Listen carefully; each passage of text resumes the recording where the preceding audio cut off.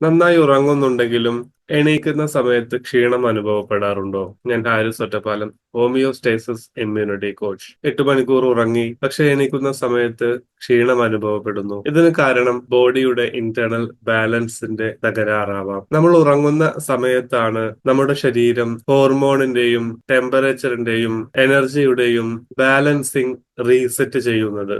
രാത്രി വൈകിയുള്ള സ്ക്രീൻ ഉപയോഗവും ജങ്ക് ഫുഡിന്റെ അമിതമായ ഉപയോഗവും കൂടുതൽ സ്ട്രെസ് അനുഭവിക്കുകയും ചെയ്യുന്നത് ബാലൻസ് അഥവാ സന്തുലിതാവസ്ഥയെ തകിടമറിക്കാൻ കാരണമാകുന്നു. ശരീരത്തിന്റെയും മനസ്സിന്റെയും റീസെറ്റ് ബട്ടൺ കൂടിയാണ് ഉറക്കം എന്ന് വേണമെങ്കിൽ നമുക്ക് പറയാം. അതുകൊണ്ട് നമ്മുടെ മക്കളുടെ ഉറക്കം, ക്വാളിറ്റി സ്ലീപ്പ് അവർക്ക് കിട്ടുന്നുണ്ട് എന്ന് നമ്മൾ ഉറപ്പുവരുത്തുക. അതിനുള്ള സാഹചര്യങ്ങൾ നാം ഉണ്ടാക്കി കൊടുക്കുക.